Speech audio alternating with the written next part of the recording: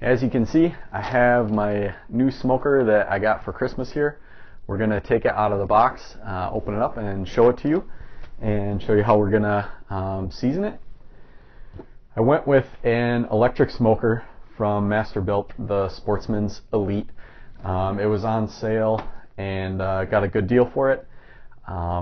It also came with a cover to put on it. We'll open that up and show you that as well, and go over everything as we take it out of the box. So let's open it up and take a look.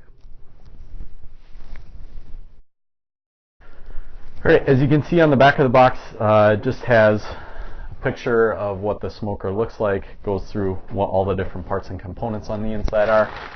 Let's open up the bag here, take a look at the cover real quick.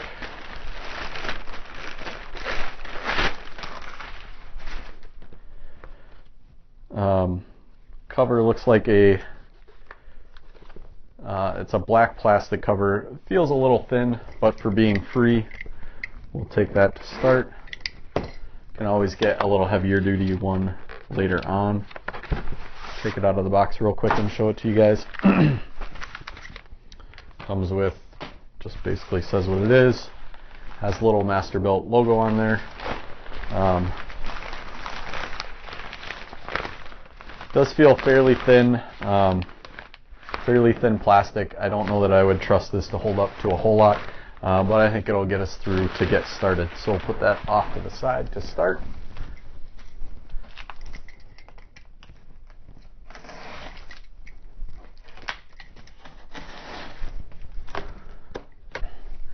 Alright, I got the smoker out of the box. I didn't want to end up cutting the box apart too much. I'm going to save that box and make playhouse for my kids.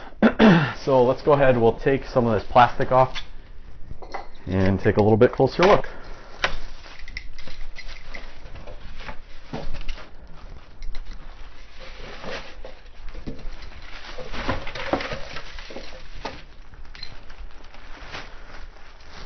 Got our instruction book here. We'll take a look at that a little bit later.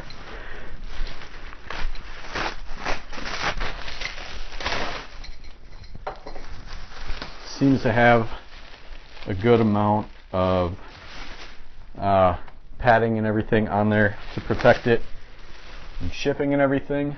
Looks like we have some temperature probe wires or cables that come out of the top here. The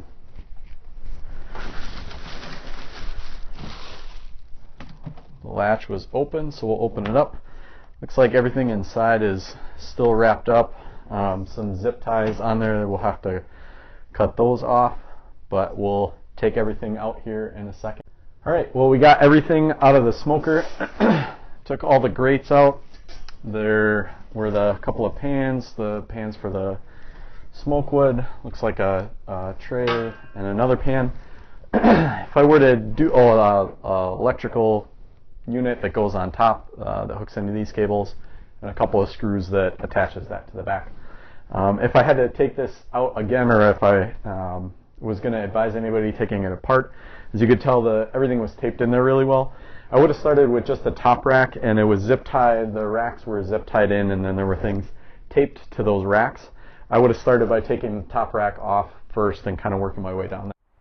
Okay, so I got my smoker put together. We'll open it up and show you here. Have all the racks in, the water tray, heating element where the wood chips end up falling into. Got my electric unit plugged in on top. Only a couple screws that go in, went together real easily. See if I can do this without looking at it. Latch closes nice. It seems like it has a really good tight seal. After reading the directions, it didn't talk about necessarily seasoning it, but when I went on the Masterbuilt's YouTube channel, they have a video on there about cleaning and seasoning and taking care of your new Masterbuilt smoker. So I went ahead and I'm just going to follow their instructions. Was to just run the smoker at its highest temperature setting for 3 hours. The last half hour, add wood chips for smoke, and then you should be ready to go from there. So that's what I'm going to do. I probably won't do another video after this showing that. because I don't think I have 3 hours of daylight left in it. I don't think it'll be a very useful video in the dark of me adding the wood chips. Looks pretty straightforward.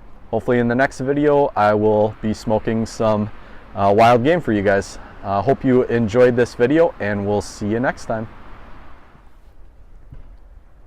So one thing I just wanted to touch on real quick, when I went to set the temperature at the 275, when you turn the machine on, it starts out at a temperature set at 100 is the lowest setting, and it has a plus and minus sign, so you can go up. And what I found annoying at first was that I had to hit the temperature up every single time to go up 1 degree at a time. You couldn't hold it down and it wouldn't scroll up fast. What I realized when I went from 100 to 275, which is the highest setting, that I accidentally hit it one more time and went from 275 back down to 100, at which point I realized if you hit the minus button when it's at 100, it will go right to 275. Hope you found that a little bit helpful. I know I did. I was a little annoyed at first, thinking, well, this is a good way to wear out this electrical unit and button if every time I want to go to 275, I have to hit the button 175 times. Anyways, that's not the case. What might be a little more annoying is if you're trying to hit that 175 to 225 range and you're right in the middle and you have to hit the button a lot. I found that one point that I'm not super excited about, but that being said, all in all, that's not that bad. Hope you found that helpful.